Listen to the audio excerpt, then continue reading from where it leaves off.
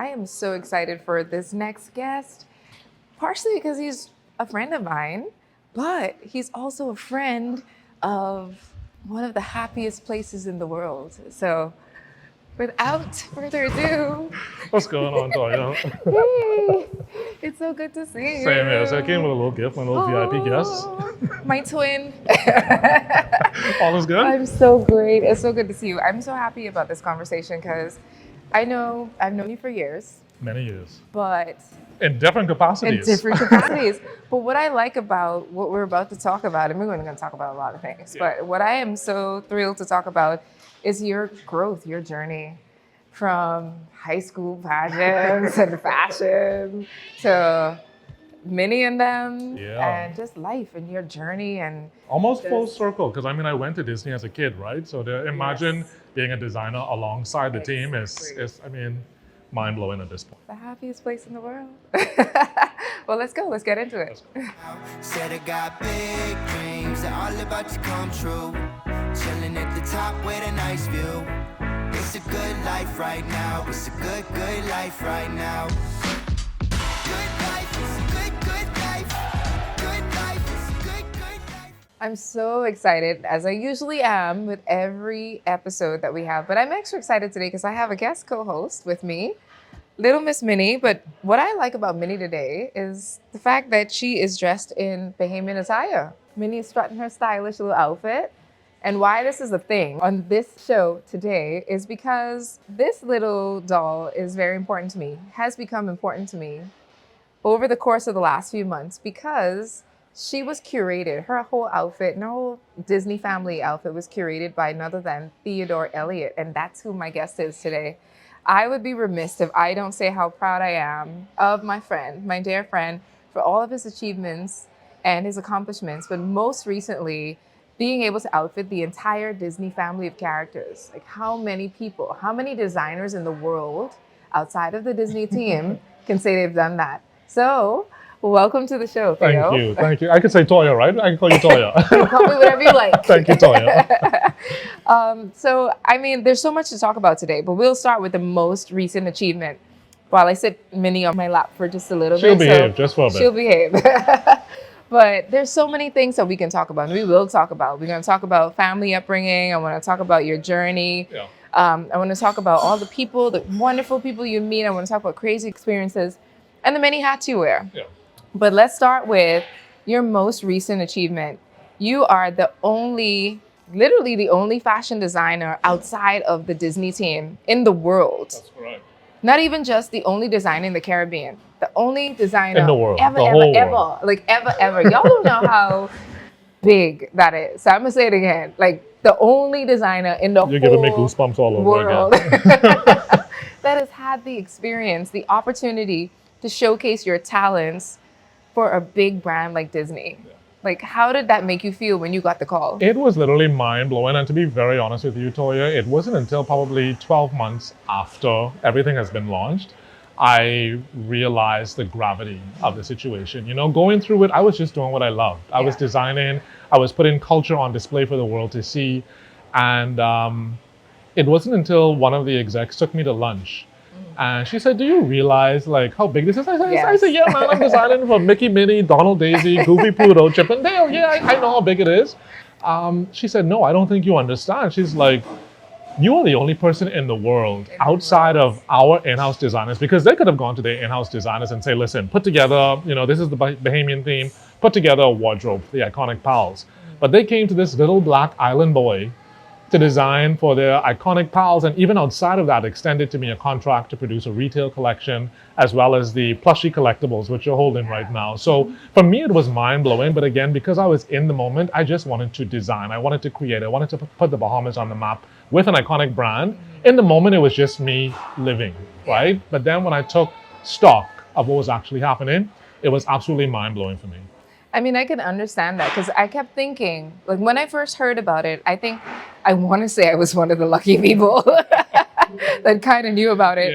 Maybe one of the chosen 500. No, man, don't forget now. I put it on my close friends. You did. I put it on my close friends. Because I'm like, I can't tell all of you all at once. So I put it on my close friends on Instagram, and I'm like, listen, I'm having this historic launch with Disney. I'm just letting you guys know before it comes out in the press, Yeah. this is what's happening.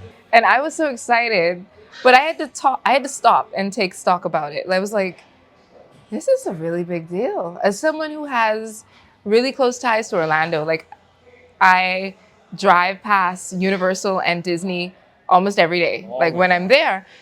And I was like, wait, he's gonna have what?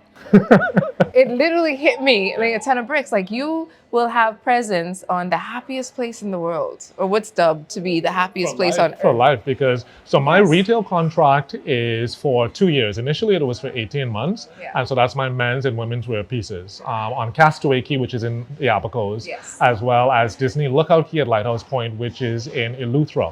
So that has a lifespan of 2 years. Outside of that, these plushies, which is Mickey and Minnie, are They're gonna designed in be Theodore Elyett forever wardrobe. regaled in It's an TE. evergreen piece, so it will be there forever, as well as the outfits that I designed for them. We don't call them costumes because they're literally on vacation just wearing a Bahamian capsule. designer. It is. Yeah, it's truly a capsule. And what I love about it, I remember I was on social media one day, and I think that you ventured off onto the voyages as you often do, because I have to see it from the Just a stories. cruise, just a cruise here and there, man. Just a And cruise. there were so many people like actually wearing the outfits.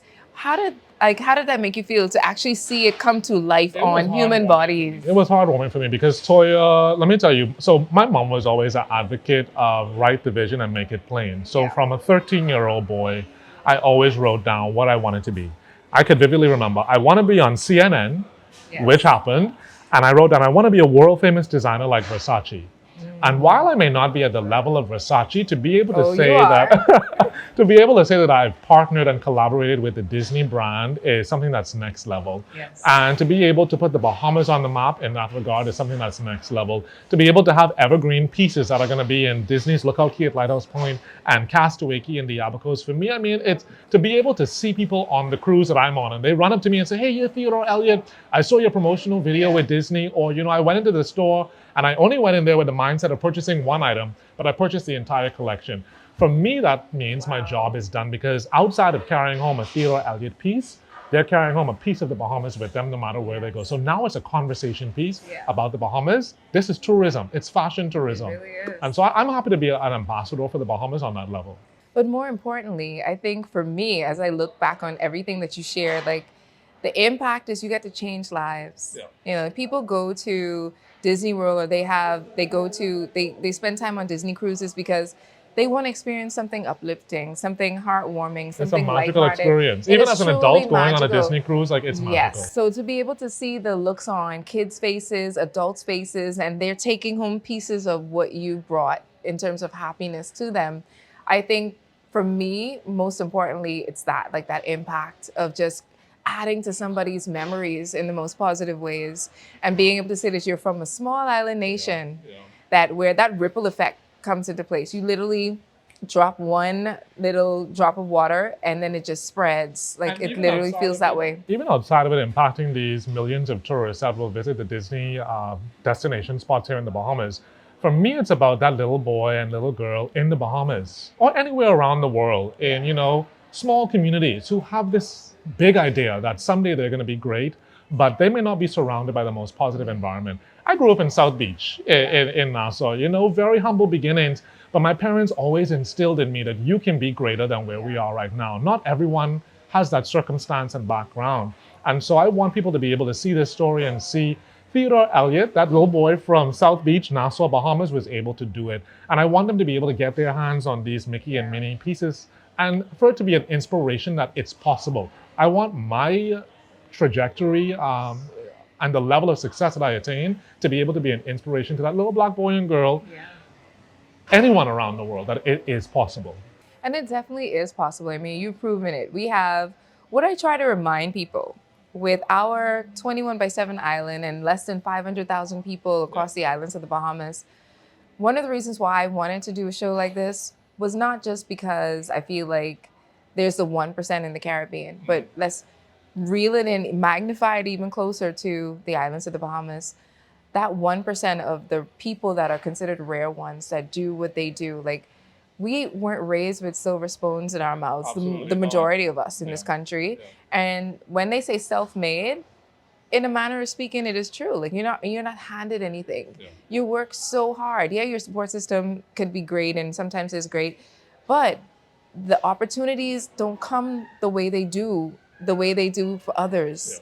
Yeah. It's hard work and grit. I mean, I could tell you a myriad of stories of being rock bottom, Toya. I remember this was after my parents passed away. And I was just before I got the opportunity to go to London to showcase in Buckingham Palace. I was literally at wit's end. I had quit my 9 to 5. I had closed down the family business in the airport. And I had gone down to my last dollar. Wow. Okay? And I remember my last meal that night. It was baked potatoes with a little bit of salt and some Bush's black beans out the can. Wow. I cooked that on the stove, and as I'm cooking it, I'm looking out the window. I'm like, Lord, I don't know what you could do, but this is my last meal. Sat down on my staircase, and I ate that. And I went to bed early that night because I didn't know where the next plate of food was coming from. I didn't know where the next dollar was coming from. Toya, I went to bed. But sometimes you have to be bold enough to make that chess move with God. Like, God, I've done everything. I've maximized my gift. I've shared my gift with the world. I've been a faithful giver, whether it be monetary or seeding into the lives of others. I'm like, you got to move now. Toya, and I slept in the next morning. I woke up to a phone call from a company I had applied to for sponsorship months ago. Wow. Did the show out of pocket. They said, Mr. Seeley, we have a check that's been sitting here for you for months. Toya, that's a $5,000 check. Wow. I had nothing, no money, nothing. Ate my last meal that night. Wow. And people see you and they don't know what you're going through. They have no But clue. my goal, my purpose in this life is to just leave empty. So I'm going to continue to create, no matter what. But I say, God, if you want this talent to shine, you got to show up. Yeah. And I got that call, $5,000. I spared there. Right? I spared there. But I can tell you so many countless stories where I'm on the edge. Yeah. And it's not to give up, I'm like, God, listen, I've been faithful to you with this talent. I've blessed people with this talent. Yeah. You got to show up for me. And every time he shows up. God is a good God all the time. All the time. I literally just finished talking to a friend about gratefulness and like basically gratitude and the things that we go through and how they build us up. And you're the consummate blueprint for overcoming and showing how character, belief, and perseverance really does shape your future and consistency. And I know, I mean, this is not a biblical podcast, but the reality is if it wasn't for God and the things that we ask for and the things that he guides us out of and out into, we wouldn't be able to have these types of conversations. And it's not to just sit around and wait on it, Even if you didn't want to subscribe to Christianity, fine. Yeah. This isn't a biblical podcast, right? It's just the laws of the universe. Number one, you got to write the vision and make it plain. Yes. And whether it's written word or spoken word, which is why positive affirmations are so important. Once you put that into the universe, and there's forward movement and faith. Those two things. Oh my gosh.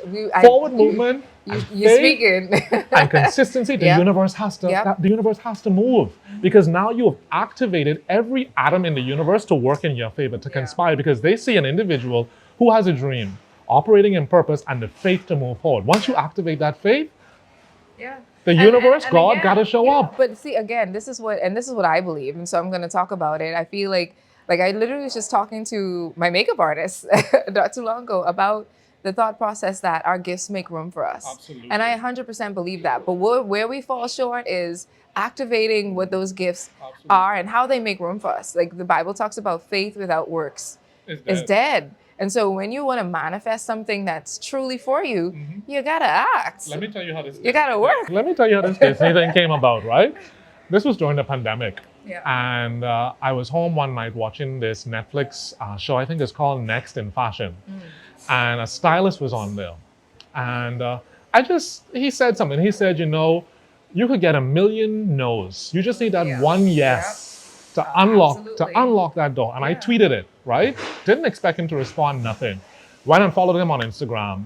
Months later, he styled for this client. And I put the fire emojis. I'm like, wow, great work. Love the bold print, pattern, and texture. Yeah.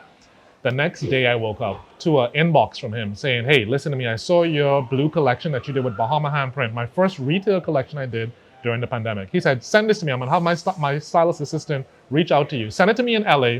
Didn't tell me who the client was going to be. Okay, now keep in mind, everything was shut down in the pandemic. I produced the collection at home watching this TV show with this guy. The next day he says, send me the collection. I send it over. He shoots it on Cynthia Erivo. Cynthia happens to be the blue fairy for Disney. I absolutely right? love Cynthia Erivo. Keep in mind, I'm not even thinking about nothing. I think about nothing. He shoots it on Cynthia Erivo, the blue fairy, because the collection was blue. Disney now gets 8 portfolios handed to them to choose from. They happen to open up my portfolio, go to my social media account. What do they see? Cynthia Erivo, Blue Fairy, Disney. They're like, it's a match made in heaven. And because I was a storyteller on my Instagram, because I used social media to be able to tell my story, for them it was a winning marriage. And so you just got to put out the work. And the universe is always conspiring. I had no idea in 2018 that when I was, going and just at my wit's end, I had no idea I would have ended up at Buckingham Palace. I had no idea when I was struggling during the pandemic, produced a collection, tweeted online that I was going to end up having a marriage made in heaven with Disney in 2024. You just got to put in the work. You have to. And then I think you also have to be intentional, and you have to have the belief that it is yours. Like, I think a lot of people who are, and this is the irony of this is so surreal. A lot of people who are brilliant and amazing, but they do struggle with imposter syndrome. They always have a doubt that, like, am I good enough? Is this going to happen? It never goes away. It doesn't go away. And to me, it's so weird because a lot of people who are like the ultimate geniuses question how good they are. And then even when you're getting things done, you're still like, wait, can I do this? You're doing it. But it also helps with a sense of humility too, because sometimes you are ushered into certain rooms because of your sense of humility at the same time. You could be the greatest person in the world, but most of the time, humility will take you further than a bad attitude. And, I think I'm better than this, and an ego will ever take you. No, you're absolutely right. And I think we've all had our fair share of situations that had to humble us. Absolutely. Into reminding us that we are definitely not bigger Listen than to me. the program. I had a client I was working with, she was a friend, and it just went left. And to be honest, to a certain degree, I take some responsibility for what happened. And at the end of the day, I had to apologize. And that's not an easy thing to do. It's a learning lesson. Yeah, especially when you put your blood, sweat, and tears into something, even if you don't feel like you're like wholly responsible, it's not an easy thing to do. So the growth in that alone, to say that, I'm not bigger than saying, okay, I could have handled this differently, or, I apologize if the result wasn't, whatever the case may be. And I think that's all a part of building character. Something I always talk about as well. Like I think people really need to hone in on understanding how to build character versus looking at personality, attitude, behavior. All of those are subsets of your character. And that's a part of success. Who are you really? That's a part of success. You'll make mistakes. Exactly. We'll all make mistakes, but how do you bounce back from those mistakes? That determines exactly the type of person that you are. And I think in this industry that you sit in, it's very unforgiving. Like if we could pivot a little bit from Disney to your everyday in this industry, being in the fashion industry in general, people have expectations. When they come to you to produce a level of work, sometimes they be bringing these pictures and they be like, can you do this with me? And then I only have $150. And then you'd be like, well, no. So I've gotten to that point where I will redirect because you do have to know your worth as a designer. And as a creative in general, no matter which genre of creativity you're in, I have gotten to the point where I direct the work elsewhere. If your budget isn't able to meet, I like how you say that. I direct the work elsewhere. You don't. Things aren't expensive, It just gets to a point where I can't afford it. There are certain things that I can't afford. It's not expensive. I just can't afford it. But I must say, like over the past 20 some years, I started design when I was 13. I'm going on 41 now. So over the 20 plus years I've been in design, I've had lots of successes, but I think what has really built the character in me and helped me to keep going are the mistakes that I've made to realize, where did you go wrong in this situation? How could you have handled this situation better? I don't think any artist out there has always been 100% hit the nail on the head all the time, but I've used those experiences to be able to better myself, and I think keeping that attitude has drawn even better clients to me. And I'm happy for the repeat clients that I've had over the past 20 years where I'm able to have that sustainable income from something that I really enjoy doing. And I can appreciate that. I know you've dressed a lot of people around the world. I know you've been in Buckingham Palace. Like you say, you were literally one of the only designers in the Caribbean that has actually been afforded that right to sit in front of the Duchess, the then Duchess, Kate Middleton. Well, actually, it was a Commonwealth effort produced by the Commonwealth Fashion Exchange, and so we had other Commonwealth countries there, but I was only the only only Bahamian Bahamian. to be able to do it. So I was actually partnered with a Bayesian accessory designer. So I did the outfit, I did the gown, and she did the accessories, and we both showcased in Buckingham Palace. Got to take a photo next to the Naomi Campbell and the editor-in-chief for British Vogue, Edward Enninfil. So I mean, so many beautiful life moments, you know? Who would you say would be, if you had to dress someone today that you haven't dressed? It Who has would you say always that would been be? Tracy Ellis Ross. Really? Yeah, Miss Ross, I am- hope this gets to you. I It hope has- this gets to you. I It hope has this gets to always you. been Tracy Ellis Ross. I mean, I love that woman. Just her character. She fits her your aesthetic talent. though. I can see it. She's I just can see beautiful it. of energy. I She can loves see it. texture. She loves pattern. She loves print. And so, Yeah. if there's anyone that I could dress, I definitely say give me like 5, right? So Okay, your top. definitely. No, let's say top 3 because Top top, three 5 is a lot could of go. Those last 2 could go either way. So Top the last, 3. so the last 2 are actually pretty easy. They're related. So Okay, so let's hear them. Beyonce and Solange. I mean, come on. Because I mean, Solange is almost the same I don't style even know as why I asked. Tracy Ellis Ross, right? Like They literally are very cut from the quirky, same very cloth. edgy. They're cut from the She's same into cloth. pattern, texture, print. And I mean, Beyonce is the world boss, the this real moment. world boss. You know, she's literally Yes, in this moment. not only one of the richest women in the world in money and cash assets, but one of the richest talents in the world. We are living in an era where a musical icon is still with us. And I Yeah. don't think that enough people give her credit, not just for her talent, but her work ethic. I mean, Yeah, she's it is nonstop. bar none. And One of the greatest. every time that she produces her best, she goes even beyond that. And I think that's something that we as creatives Yeah. must learn from. Every time you do your best, try to outdo it. You don't worry about who's in this lane or that lane, or even in your lane. Just out. So I'm now trying to figure out how do I outdo this Disney to do, but How I do we promise you get it's to coming. her? It's coming. It's Hey, because coming. you know Beyonce, you're like our 8th cousin removed. Let me with tell that you last something. I wasn't name. going to say it, you know, Beyonce is my actual cousin, but Listen, and this is what I love about like our history and our roots, like defining who we are. I feel like everybody in the world is connected in some kind of way, right? But when you dial it down and you hone in on our Caribbean roots, our ancestry, there's certain last names that are synonymous with the Bahamas. Let's just. And I just want to say, right for the now, record, right? my mother's maiden name is Knowles, so Beyonce is my cousin. Stop playing around. She's in a cowboy Carter era right now. So unless you try to do a cowboy capsule. Listen to me. If I gotta jump in some denim and denim, listen, let's make it happen. Listen, which is also very new for me because anyone who knows me knows that I do not It's beautiful. wear denim often. So, I mean, this outfit is courtesy of local Bahamian designer, Bahari, a stylist. So, of course, I'm going to rock Bahamian designers wherever I And can. they are Or- doing an yeah, amazing they're doing job an with their amazing brand. job.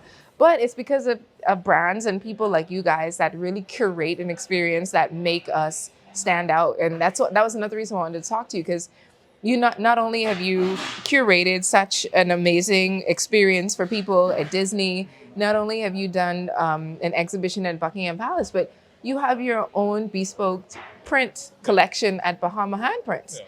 That is also something that is rare. Not every Bahamian designer or Caribbean designer have the opportunity to collaborate with a brand on their island to create an entire collection of pieces where you can go anywhere on any of our 16 plus inhabited islands and see someone walking around in your print. Like, how does it make you feel when you see people in resort wear rocking a Theodore Elyett collab with Bahama Handprints?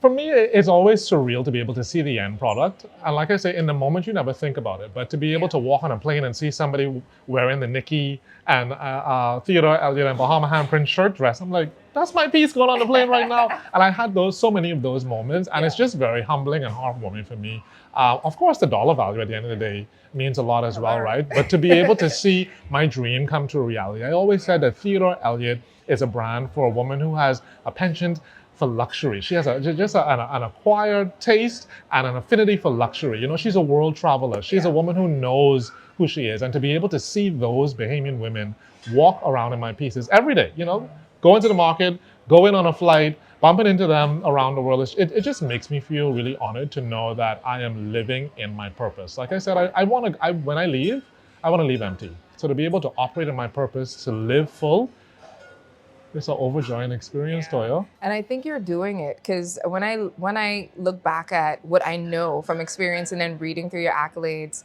being in Essence, having exposure in Us Weekly, and I mean just dressing people from the Real Housewives, and like you have touched on every aspect of the creative industry. This orange economy, it's almost like you are like the prince of the Bahamian orange economy because you wear so many hats and you're versatile outside of fashion, which you were dominating as literally one of the best designers the Bahamas has ever produced. I'm really, really proud to say that I can own that. And I know that for a fact because I've worn your pieces and they make me feel beautiful. They make me feel stylish. I feel like a total celebrity when I wear your stuff.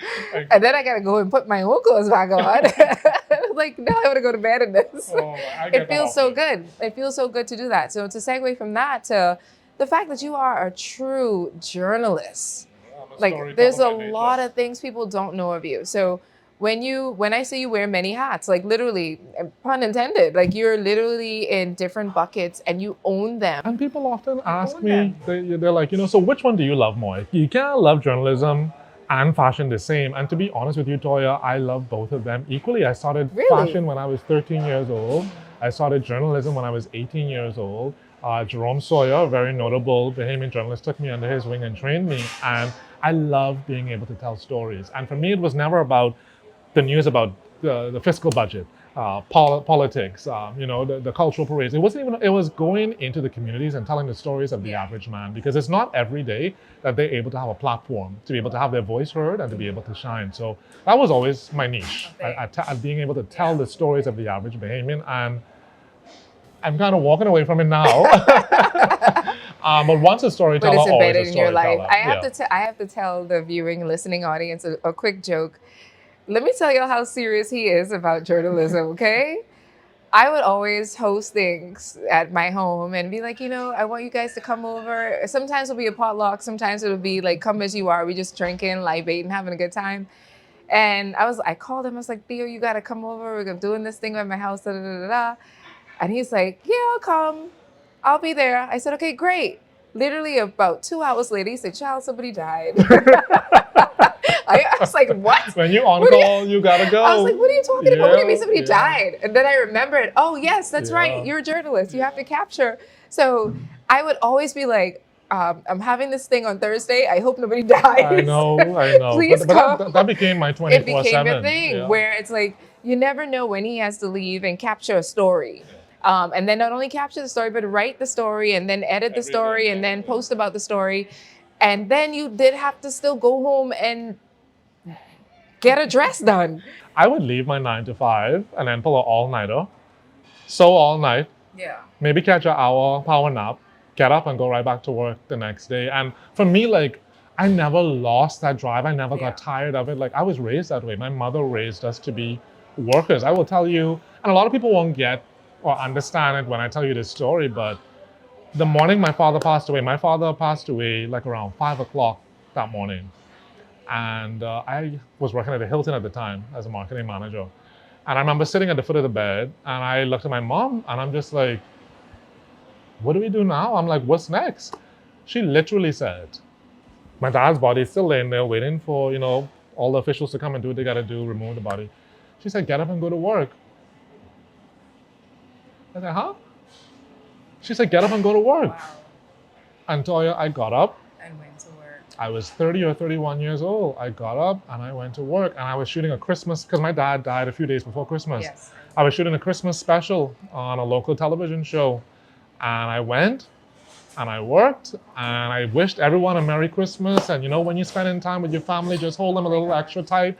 And when the lights shut off, I just began to bawl. But I've only known how to just keep going, Toya. Yeah. Just no matter what the adversity is, you just keep going. And while for some people, they may not be able to digest that. And it took a while for me to be able to digest the grief and deal with it. I was depressed for probably like 5 years after both of my parents passed away back to back. But it taught me so much how to persevere past the pain. Yeah. It taught me so much how to be dedicated past the pain, how to be functional even in pain, because that's what success requires, that you just keep going. And I'm just grateful to God for the grace that He has given me, that He's kept me. It's only been God that has kept me. He's kept my mind, and He's kept my gift protected. And I'm just forever grateful for that. I'm so happy that you brought that up because I know not too long ago we celebrated, well, not celebrated, but recognized June being Men's Mental Health Awareness Month. And I think a lot of men in the Caribbean struggle with sitting with emotions, sitting with feelings, sitting with grief. And for you to find an outlet, for you to find a way to work through that is rare because sometimes what I've seen, especially from men in the Caribbean, particularly men in the Bahamas, we don't address grief. We don't address grief. We sometimes compartmentalize and sit in other spaces except sit in our feelings.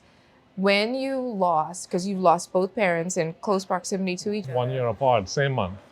Same month. So every special holiday, the anniversary of their death, which is known to be one of the most family-oriented seasons, and then you come literally 5 months later and there's Mother's Day and then there's Father's Day and then there's birthdays and it's never ending, the experience. Over time, you learn how to deal with and tolerate it. But in that moment of figuring out life and creating opportunities, you talked about how you were, I mean, for lack of a better word, almost homeless, really. Like if you had at your last meal, you had a roof over your head, but in terms of a home, you had a house to live in, but that homelessness of a feeling, like the people that raised me, my support system, my tribe, anyone who gets it, you were a little short on that comfort. What was it like for you transitioning into, I'm going to be okay? Luckily, I grew up in a very close-knit family. So my sisters were my strong tower at that point. I mean, we laughed together, we cried together. There was a period where I went up to my sister in the States and just stayed there for 3 months. I was depressed. I mean, I don't hide from that. I was, they call it functional depression. And it's a big thing in the Caribbean. High functional depression. So I was still able to go to work. I was still able to appear to be happy, but when the lights turned off, when I was at home, there were many nights I laid in my bed and I cried, just cried. There were many nights my sisters and I just sat together and cried. But I don't think that I would have been as whole as I am right now if it wasn't still for that love and support of my sisters and again, the grace of God. But they helped me to get through it. Like I said, I know for sure about 5 to 7 years after my parents passed away, I was definitely depressed and functionally depressed, high functionally depressed, just working through it. But it wasn't until probably about 3 or 4 years ago that I said to myself, my parents would not want me to be living like this. If you knew my parents, they were full of life, they were full of joy, they loved living full. And I said to myself, I can't continue to live like this. I have to live happy, I have to live full, I can't continue to live in private grief. And so I decided that Christmas, because I hadn't celebrated Christmas since then, I decided that Christmas about 3 years ago that I'm going to put up a tree, I'm going to decorate it, I'm going to buy myself some gifts, buy my sister some gifts, put it under the tree, and I'm going to celebrate Christmas. And every Christmas since then, I have been living free, I've been living full, I've been living happy. There are moments I break down and cry, Toya, but that's a part of it. The emptiness of having my biggest supporters, my biggest loves gone. My parents showed up at every show I did. Every production I did, they were there. So it's a hole that will never be filled. But I've learned to accept the fact that they're gone forever because eternity never changes. But I live happy now and I live full and I'm able to talk about it without crying at this point. Which is growth, which is tremendous growth. I have a dear friend of mine and I hope to get her on the show pretty soon, Dr. Judith Joseph. She's a clinical psychiatrist. She talks about high functioning depression.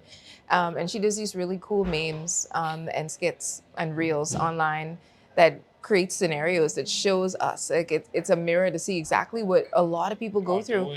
And we go miss and undiagnosed a lot. And I encourage anyone who's experiencing that, male or female, to just really do some soul searching and seek help. There's help out there because there are a lot of things that we have to balance and carry through life while still living life. And some of us are more successful than not because of our tribe, because of our system. Which brings me to my next topic. Like, what was it like growing up between two sisters in the Bahamas? It was Like, actually okay, you know. It was actually okay. like, did you have to live in the shadow? Fun fact, everybody. Theo is the younger brother of one of our very famous Miss Bahamas, Miss Nastasia Sealy. And I remember the year that she won Miss Bahamas. And I think I can't age myself, but I was a little bitty. And I do remember the hoopla of pomp and pageantry that came that year.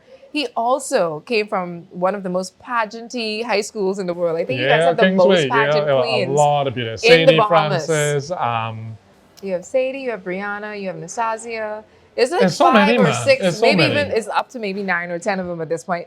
But they're not just like regular pageant women. Like they go to like international pageants and they command the stage. Against some of the best in the world. And they do. And this high school is like, it wasn't even built for that. But no, very Christian high school. Yeah, it was like, they don't even subscribe to this world. But growing up under, the pageant gaze of your sister, like how was that? It Like, wasn't even like that. When I tell you my home was filled with so much love, like I didn't realize until I became an adult, like how much love was in my home. I would see my parents just embrace one another for no reason. My dad would go and put on a record and play old tunes and just dance with my mother while she's cooking dinner. Like I got to see real love. So there was never a need to compete in a house of everybody wants to be a winner. My sister's journey through Miss Bahamas is what actually inspired me to take on fashion design. When she won Miss Bahamas, I traveled with her to the Miss Universe pageant. So I was able to see fashion firsthand. When my sister went off to college, I would steal her designs and be sketching over them and creating my own. So it was never a need to compete in a household where love was the foundation. My eldest sister, she rough around she's the edges. She's on the other end of the spectrum. Yeah, a little rough around the edges, but she also showed me so down much home. love. She was always my little brother. She was always a protector. My eldest brother has always lived in the States, so we had that long distance love. Yeah. But I never had a need to compete against my sisters. I never felt like I had the short end of the stick because I was the baby of the crew. My father never made me feel less than because I was his son who wanted to chase fashion design in a Caribbean household. My father showed up at every event that I had. I'd be sewing 2, 3, 4 o'clock in the morning. My father would come down the stairs. How's it going, buddy? How's your project coming along? He never asked me, what can I help you with?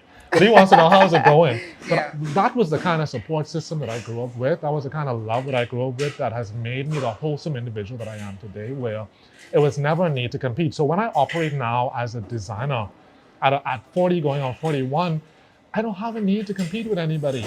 I'm competing against myself every time I go out there on the world stage. What can Theodore Elyett do next to top his last best? I like that. It's never, and I say that to people all the time as well. It's never you against them. It's always you against you. It's just me against me. I never compete with anyone. I compete with myself. How can I better myself? And I think that is a good mantra to subscribe to, especially if you want to be considered successful and rare. Because there's a lot of people doing big things out there, but they're not rare. There's not a lot that sets them apart.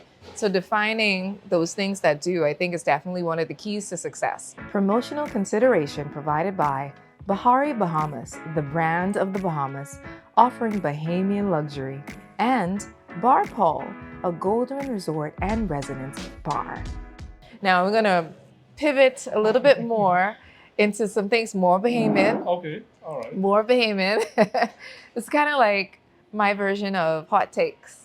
Okay, For let's go. Bahamians. So I'm gonna be all over the place with this. You may get in trouble, but you get literally 3 seconds to figure this out. Who's your favorite Bahamian athlete? Stephen Gardner. Let's go with that.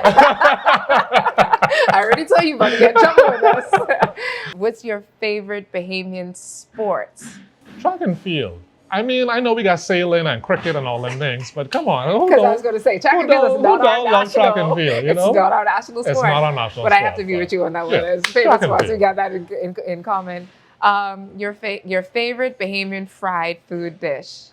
Let's go with fish. I love me a nice deep fried dry snapper with plenty salt, plenty lime, plenty pepper. Fried dry. Okay, throw got a it. lobster in there too. Snap on A little lobster. lobster. Yeah. What is your favorite Bahamian breakfast? Favorite Bahamian breakfast, stew or boiled fish. Now I heard some people has mixed the two together. I I never heard do of the that. boiled stew. I've had Yeah. it once. It's actually really good. No, I'm so listen to me. One time I went to Grand Bahama and I ordered some stew fish, and they have this thing called ghost pepper. Never heard of it before. Ghost pepper. What's ghost pepper? You don't want it, trust me. And now I feel like I need to check my Bahamian guy because what's ghost pepper? Ghost pepper, it's hotter than goat pepper. Oh, okay. I couldn't even eat. I was choking. I couldn't eat. Well, I like spicy food, so Yeah, so I think I can take stew it. fish or boiled fish. Give me some Johnny cakes, some yellow grits, and I'm good to go. Favorite Bahamian dessert? Guava duff. I knew he was going to say Come that. on, give me some hot Because guava duff. really, truly, how many Bahamian desserts do we have? Give me 4 slices, stack that up, put the sauce on top, heat that up and let that drain, and I'm good to go. Scorched conch or regular conch salad? Regular conch salad, but I mean, I actually like the tropical conch salad. Tropical conch salad. You have to tell people what tropical So conch tropical salad conch salad is the regular conch salad, which is conch, sweet peppers, onions, tomato, lime, a little bit of orange juice, but then you add some mango, and I think some people add some apple and to it, pineapples and for pineapples as well. garnish. Yeah, so a little that's a tropical vibe, which I typically like. Favorite Bahamian fruits? Now that's a hard one because I mean there's so many. Can I just name a few? Your top, Canap? your top 3. Top 3. You in this top 3: Canap, dilly, and soursop. Yeah, I can see you cheating. How am I cheating? One favorite, one. Okay. Soursop tops it. Why soursop? I just like it. I like the texture of it. Yeah. Put that with some sweet cream. Oh, so it's the soursop delight. Yeah, with the sweet cream, which Yeah. I mean is horrible for the health, right? I but like it sugar tastes so apple. good. No, it's not actually. It has Sugar apple, medicinal that's- purposes. yeah, that's a really good one, Soursop too. has medicinal purposes. It's It does. actually- Cancer fighting. Exactly. It Yeah. has cancer fighting But properties. now when you so- add the sweet Man, cream I'm to saying it, that though. just add a little dazzle on top of the properties, okay? No, but I love sugar apple. That's my favorite. And your favorite Bahamian drink? Let's go with gully wash. I mean, it don't get no better Are than you that. from Grand Bahama? Who calls it that? So what we call it there? Sky juice? Well, I mean, I have been visiting Grandma. I've been visiting Grandma very often, so I have a love for them do now. we have to trade you in? Do we have a problem here, Toya? I'm just saying. You know what? Gully wash, sky juice, yeah. Speaking But of- listen to me, they have a twist. They have a twist on sky juice, and that's what you want me to call it. There's this shack on Arawaki. I can't remember the name of it, but it's run by Metellus Chipman. Okay. And he adds like these different things to the sky juice. And there's this one where he adds Guinness to the sky juice. Oh man, you drank 3 of them? In my entire life, I've only had one Guinness. Okay. So I can't even Okay, appreciate so how about it. we do this? After we do this filming, We go in get celebration one of Bahamian Oh, Independence, Lord. we are going to get a sky juice and we put With some Guinness? Guinness in there. Oh gosh, let me prepare myself. Now let me just say this, Pastor, if you're watching this, Pastor Ricky and Amanka, if you're watching this, I promise, I promise I drink it in moderation. He's only entertaining me, Pastor. Okay, I got 2 more for you. Your favorite islands? Exuma, oh, hands down, Why? Exuma, it's just beautiful. The waters, I used to live in Exuma. And when I tell you, I would go from home to work, leave work, go home, go to the beach, come back home, do the evening news, go to the beach, watch the sunset. I mean, you can't escape the beach in Exuma. It's absolutely beautiful. Now we're doing top 3. Exuma, Oh, now he wants to do top 3. Exuma, Eleuthera, Bimini. Exuma, Eleuthera, Bimini. Still the most beautiful waters in the Bahamas. I would beg What's to yours? differ. What's yours? Let me hear So this I'm now. trying to figure it out. I was like, Those are the top 3 in terms of when you talk about Well, beautiful water. I this love is the all water. opinions. Yeah. I will say for me, and these are none of the places that my family is from, so Okay. I'm not being biased. Watch Grand Bahama being there. Absolutely not. I mean, I love all of my Grand Bahamians. Some of the most, I some was of the trying Grand actual Bahama. most. I was trying. Actually, no. To Grand Bahama's defense, Grand Bahama, and my Nasumians might slaughter me for this, but Grand Bahama is some of the most beautiful people. And it is one of the most beautiful islands as well. While it's growing on me, I think I love the equal mix of it's an industrial island, but it also has a tourism product as well. And between West End and East End, you get 2 completely different products. I think he's a traitor now, guys. He's I'm like, not a traitor. I'm He's just- like so Grand Bahamian. It's insane. Oh my God, who are you? You know what? Okay, so we got to get that sky juice with Guinness, and we go in Grand Bahama. According we to go in him, Grand it's Bahama. gully washed with Guinness. I don't know. But my top 3 islands, I will say, based on where I visited and experienced the most, we used to have a thing in my family where every Easter we would go and visit a different family island, just so my kids could get that experience and exposure of being domestic tourism. It's been a tradition for years. And so having traveled to various different islands, my favorite if we can go the most cliche reasons, sun, sand, and sea, would be San Salvador, actually. Okay. I would say I'll San accept Salvador. it. The land of our birth, I'll accept Yes, it. I would say San Salvador is my favorite island. I mean, when you talk about, like, I've dipped my feet into the softest powdery sands ever in the islands of Bahamas. And I feel good. San Sal, feel like you could put that on your face. I'll take your word. I'll take your word for Oh it. my God, it feels like the silkiest. I was like, I need a facial with the sand. It's incredible. You want to bathe in that sand. It's so soft. And it also has like a tinge of the pink speckles that Eleuthera has. So I love that.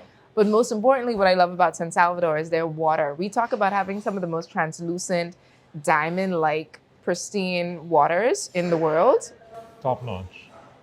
I feel like I could see the soul of the earth through the waters of San Salvador. I mean, the clarity, it looks like a VVS cut diamond. I'll have to go and see this. I'll have to go see this for myself. Please go and visit San Sal. And I think also with San Salvador, there's a different kind of peace.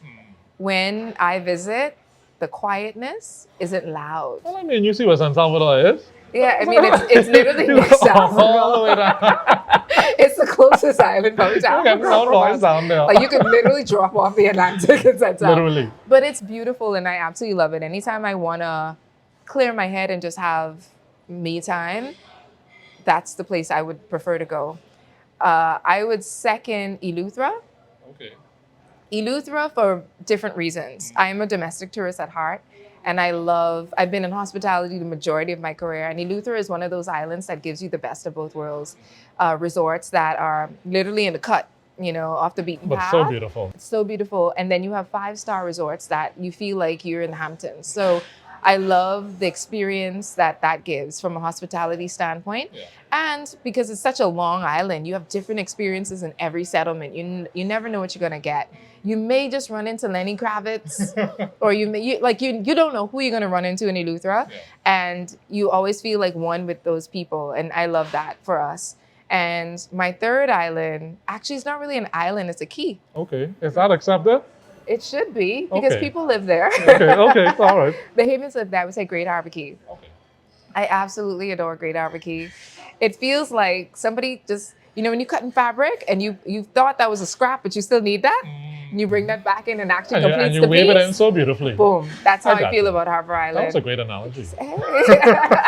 That's how I feel about Harbor Island. It's literally one of the best kept secrets. And it's one of those islands I think Hemingway used to frequent a lot as well. So there's a lot of rich history on keys like Great Harbor Key. So those are my top 3. I'll take them. Yeah, those are my top 3. I think we have all beautiful islands, but that was and then last but not least, who's your favorite Bahamian artist?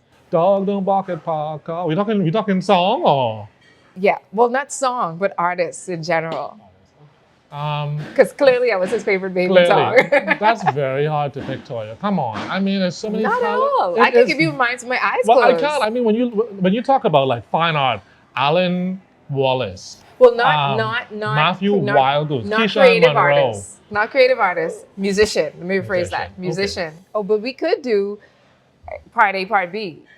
Your favorite creative artist, actual visual, and musician. Okay, so I go with 3 because you're gonna get me in trouble. Oh my God, no, but you can't. That's why it's supposed to get you in trouble. KB, Wendy, and Bodine. Those 3, in no particular order. No particular order. Okay. Those are my top 3. And then artists is so many, man. Alan Wallace, Jody Minnis, Matthew Wildgoose, Keisha Monroe. I have Jody Minnis in my house. I have Levon Forbes. He's actually an artist from Abaco. He lives in Tampa. And I don't think a lot of people know about him, but majority of the artwork in my house is from Levon Forbes. And you have artists like Drew Weish. I have a painting from him. He's now based in New York. I can't pick a favorite. Come on. It's so many talented Bahamian artists, man. There are, and I think people underestimate how big art is in the Bahamas because it is a thing. Like for the fact that you could name people just off the cusp. My favorite 3 changes in this moment, I would say John Cox is at the top. I wore John Cox's dress for my birthday last year, and I felt This is how much I love. This is how much I love you. Yes, and I adore John Cox's John is work. amazing. He is definitely brilliant. I would also say, and I'm gonna get in trouble. You better get in trouble. You will get me in trouble. I'm gonna get in trouble. Alan Wallace. Alan is amazing. Alan is definitely a rider, hands down, ride or die. Always will be my top three. I love Alan because his work is so unique to his personality. Like you walk in a room and you know. And the thing is, Yeah. you could buy a piece from Alan today, and a year from now, Alan could take that same piece and turn that into something completely different. Yes. Alan could be in front of you drawing the face of Jesus, and With turn that salt. and turn that into the Mona Lisa. With salt or sand. His mind is Yes. his mind is so beautiful. And I just love the level of the complexity of his creativity. He doesn't just work with paintbrushes and pencils and chalk and all. He doesn't work with a lot of utensils. He can literally work with whatever you give him. And that's why he will always be my top three because he is art. His mind alone is very artistic. And then I would be remiss if I didn't say the person who had me thrown up as a muse. I think, well, she's known on Instagram for everybody as Blank Canvas, but yes, Whitfield Wallace.